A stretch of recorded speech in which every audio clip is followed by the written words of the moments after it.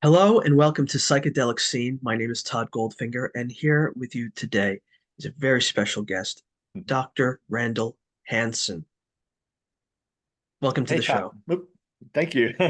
So good to see you again, and I'm looking forward to our discussion today. Absolutely. We're going to be talking about your new book, Heal. I have it Yay. held up. Awesome. And so many questions for you. One of them will be, um, were there any challenges or obstacles that you encountered in advocating for the use of psychedelics in therapy and in your book? Um,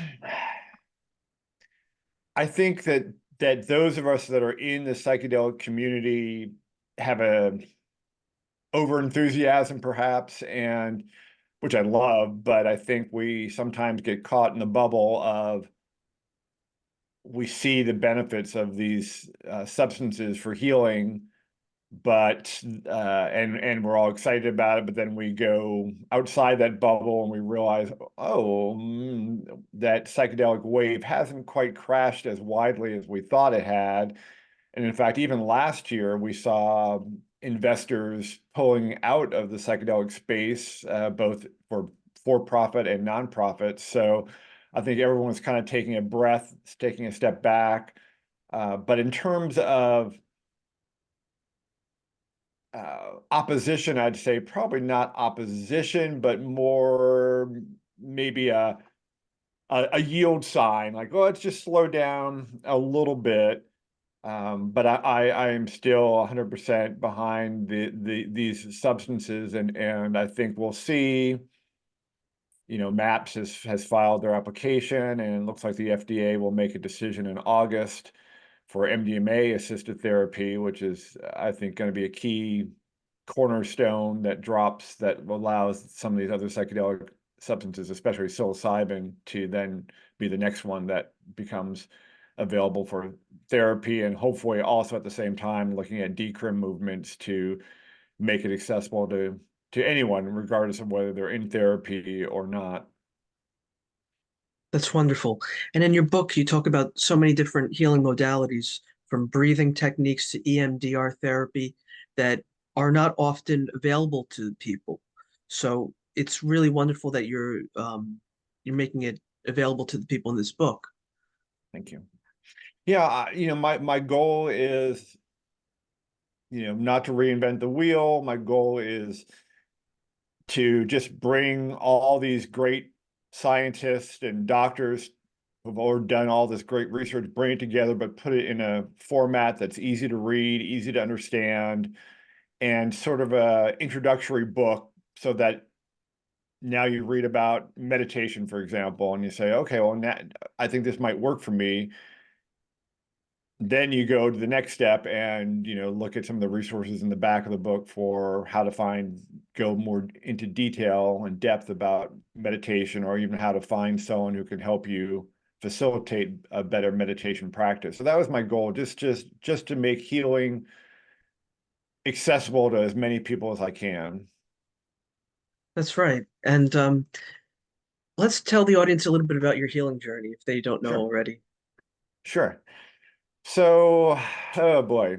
Um, let's start with the broader context. So, probably almost 25 years ago, I started getting into the wellness field, first for my own healing, my own health journey, but then looking at, again, just the big hat that I wear is educator. And so when I see misinformation, when I see lies, when I see bad research, it makes me want to stand up and shout and say, no, this is wrong. We need to fix this. And so even 25 years ago, looking at how sugar was promoted and fat was demonized, uh, got me started on this wellness journey, and that led to a better practice of not only eating better but also movement, exercise, and that was pretty much the focus of that for many years. And it wasn't until about 4 years ago now that right sort of at I guess, right before the pandemic, I guess, Hmm. where I started seeing more stories about the mental health crisis and the suicide crisis and the crazy prescription pills. We fill so many prescriptions in this country uh, for all types of meds. Although at that point, I think I was looking more at the antidepressants, which again have a whole history of bad research because if you look at the research of antidepressants, they were only studied for short-term use. You have a depressive episode, you take the antidepressant medicine until you're through that episode, and then you stop taking them. But for most people, it's become a lifetime daily pill they take. Right. And it And, doesn't and even deal with the core issues. right, and it does it all it's doing is getting you through the next day, which is great. I mean, yes, in a crisis, I am all for any medication that's going to get you through the next day and not lead you down to destroying your life. But they don't get at the root of the problem. And then 4 years ago, or 3.5 years ago, my partner and I, Jenny, we're both very passionate about veterans. Her dad served, her dad served, and she grew up in San Diego, which has a massive military community. And I've just always been, again, sort of that underdog supporter. And I picked up probably about 10 years ago that when veterans came home, they just basically were pat on the back and said, good luck and sent off. And no transition work, no transition back to civilian life. I didn't know about the mental health crisis at that point, but I just knew they were being unsupported. So I got involved in trying to help support them with wellness and with helping them with career transition. And then we watched this podcast called the Warrior Soul podcast, and Jesse Gould, who is the founder of Heroic Hearts Project, was on it. And speaking of his own journey, and he talked about how he came back from serving multiple tours in Afghanistan and the Middle East, and thought he was just going to go back to his career on Wall Street. And as we know, with many veterans, just started crashing and burning, started self-medicating with alcohol. He went to the VA, and the VA basically said, here's some pills, here's some antidepressants to take. And he's like, no, I don't want to do that. And someone mentioned psychedelics to him, and he, of course, was like, no, I'm a dare kid, I can't do psychedelics. And finally, he got to a point where he, as many of us get to, he was at a breaking point. It's like, I either need to do something or kind of give up. And at that point, another buddy said, you need to go down to Peru and do ayahuasca.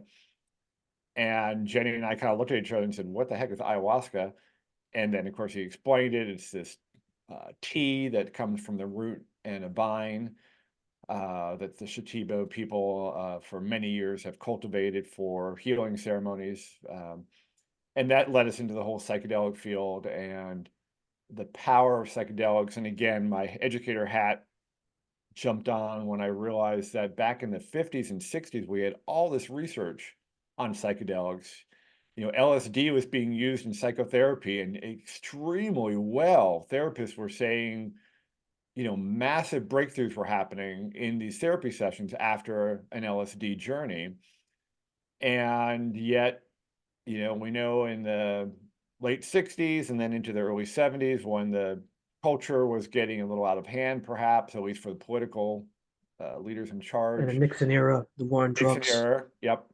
And so, we needed all these people. One of the things about psychedelics that I absolutely love, and I had a veteran tell me this recently. He said, if I had done psychedelics before I joined the military, I never would have joined the military because with psychedelics, first of all, one of the biggest feelings you get is love, which is unconditional love, which some people have never felt in their lives. But the other thing you get is this interconnectedness, that we're all connected. And so why would I want to be fighting my brother or sister or killing my brother or sister? And so, of course, yeah, Nixon was scared that, oh my gosh, we're going to have no one to fight in the Vietnam War. And so it made all these substances illegal, the highest level of illegality, which is, it's a false statement that Schedule 1 says there's no medicinal value and that they are addictive in nature, and psychedelics are neither. They're not addictive. In fact, they're anti-addictive, and they are certainly have medicinal value as we're seeing today, and we saw back then. So psychedelics just had just gotten such a bad rap, and we have most of our lives, for most of us, because it's now 50 plus years ago, we've just heard the story. Psychedelics are bad. You're gonna, your brain's gonna fry. You're gonna have genetic malfunctions, and you're gonna have deformed children, and your DNA is gonna be altered. Just this crazy stuff. But it worked because, I mean, even today, when we talk to some people, you say psychedelics, as you were asked back with your first question, you say Mhm. psychedelics, and they're like, I don't do drugs. I don't do drugs. And it's like, wow.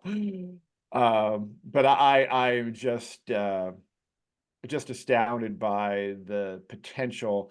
And it's not to say these other healing modalities, every healing modality works to some degree. The thing I love about psychedelics, and I was talking to someone yesterday, we were chatting about this, and she said, um, I need to get to this next level of healing, and I can't quite get there with what I'm doing and praying and meditating. And I said, well, you should think about psychedelics, because the one hallmark of psychedelics is, again, depending on dosage and substance, but generally speaking, the medicine will push you over that hurdle and show you what you need to see so you can integrate it. And it's not a negative thing, it's a positive thing, because you want to see that trauma in a safe setting, which psychedelics sets you up to do, more of what we call the observer mode.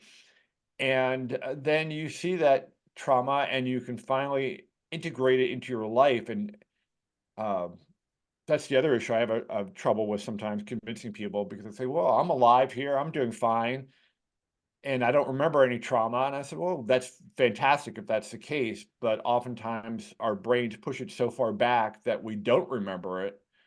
And so if there's something missing in your life, if you feel like you're, not firing on all cylinders, that's probably trauma.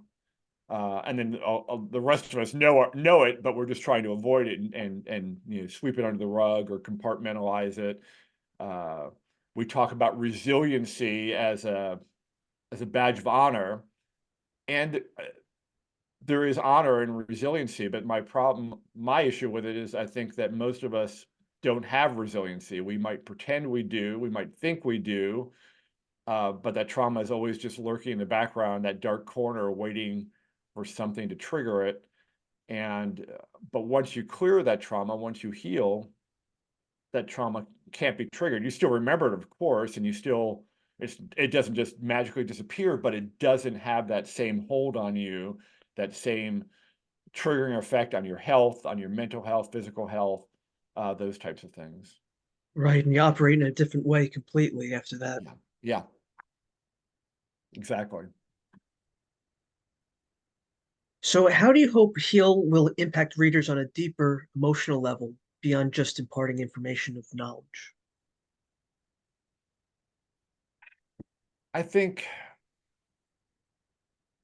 well, I think the emotional healing is the most important part. I was just in this auto accident about a week and a half ago, and just totally out of the blue. And the physical aspect is ongoing and is being treated, and but I'm here and I'm alive. But the mental aspect, that emotional aspect, uh, is powerful.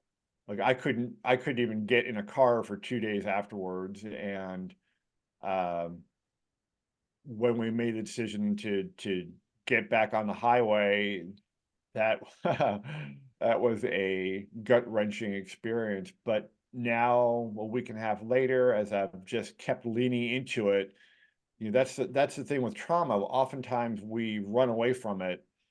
And as children, I understand that completely, because we don't have the ability to process that. But as adults, we do have that ability, but I think it's our nature just to say, oh my gosh, I never want to think about that again ever in my life.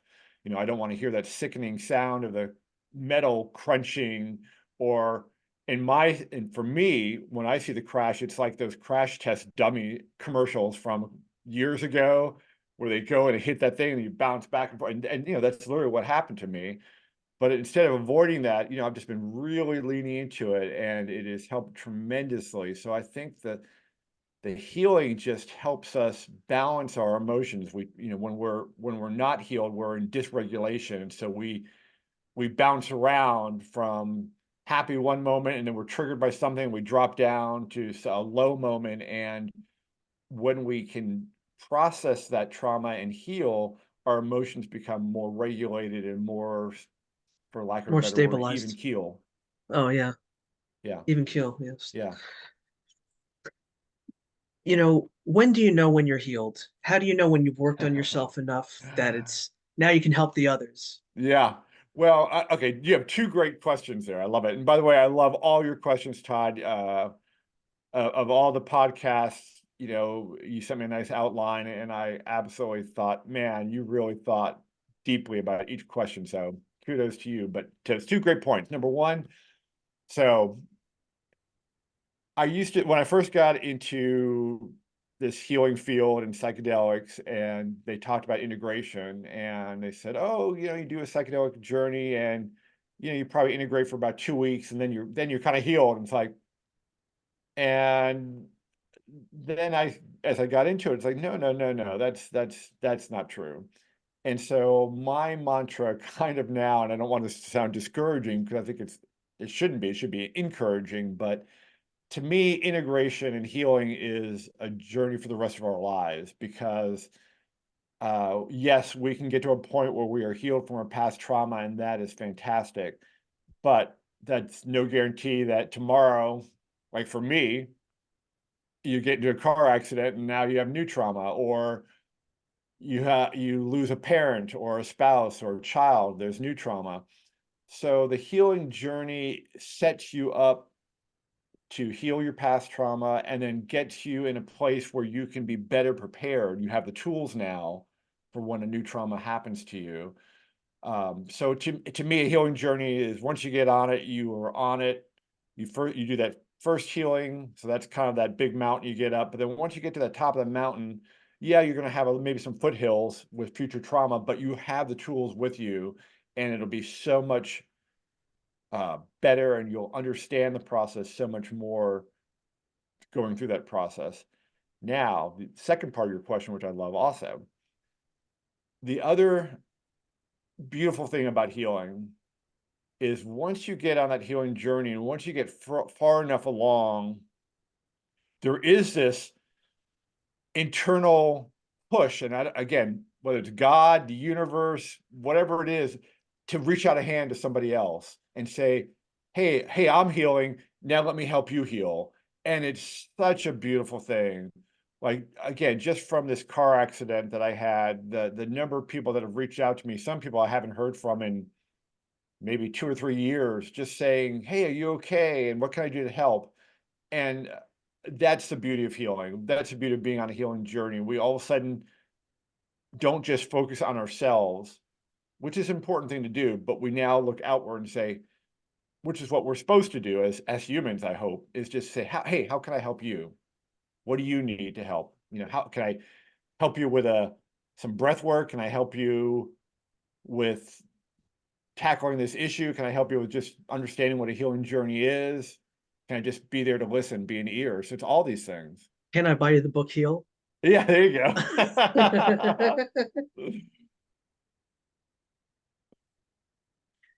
Great. I love that. It's Thank you. yeah, yeah. It's a mosh pit out there. So if you see somebody fall down, pick them Yeah. up. Yeah. Yeah, exactly. But if we're not healed, we can't do that. Right. Um, instead, we walk around sometimes, with holding anger or shame or guilt, fear, and all those things block us from wanting to help others, because we're stymied by these trauma reactions that we need to clear. But yeah, once we do that, it's just, hey, how can I help my brother or sister out? And it also opens you up to, I don't know, again, just a broader understanding that, yeah, in the grand scheme, and I know some people will not get this, and I didn't get it originally either, but yeah, I mean, truly, we are all brothers and sisters just trying to understand this life and understand our place in it. And if we aren't able to help someone, it's probably because we need the help first. And so that's what I know you're trying to do, and I'm trying to do, and many others are too. And so I'm just so encouraged by that because there's a lot of darkness, a lot of systems going against us, whether it's big pharma, big food, um, big ag, and so we just need more light in this world, and we can be that light. We as people can be that light to others. God bless. Thank you so much. Is there anything else that you'd like to tell the psychedelic scene audience? Ah, just just look be I love psychedelics, and I think, like I said, uh, a great healing modality when done with intention and done with integrity, integration, well, integrity too, for that matter, by the facilitator or by the retreat center or however you do that journey. But also the importance of community. But I will add that look beyond psychedelics, and that's sort of how Heal came about, because my first book, Triumph Over Trauma, is all about psychedelics and psychedelic healing. And in doing the research for that and in writing that book, I realized that there are it's almost all these healing modalities work better in combination. So, for example, a lot of people do breath work as we're going into a psychedelic journey, or some people can even get, as they practice meditation, could even get into that same altered conscious space just through meditation and breath work. They don't need the psychedelics. Uh, with ayahuasca, especially, we talk about a dieta, which is looking at the food you eat and trying to be clean eating. And I think that should be the case for all psychedelics. I really should be the case for all living. So I think nutrition plays a big role in healing. And then, of course, most of these psychedelics are plants, so nature plays a big role in that, and being time in nature. Sometimes people do psychedelics out in nature. My favorite place to do psychedelics is out on my deck, which overlooks this little hilltop I live on. Well, there it is, right back there. And it just makes the journey extra special because even in a deep journey, I can still hear the birds. I remember The one journey where, connectedness to nature. yeah, yeah, exactly, exactly. And you just feel nature supporting you in that effort. So yeah, so I would just say, um, for the psychedelically curious, certainly Triumph Over Trauma has all the details. Uh, but if you're already in psychedelics and you're just looking for additional ways to improve your life, then Heal is a great book for you, because it'll look beyond some of these other healing modalities that you can incorporate. Thank you. For sure. Great. Dr. Randall Hansen, it's been an absolute pleasure and an honor to have you on the show. Well, thank you, Todd. Thank you for reading the book. Thank you for these great questions. And I just hope everybody finds healing. That's my goal. Thank you. And God bless you wherever you are. Take care, Todd. Peace.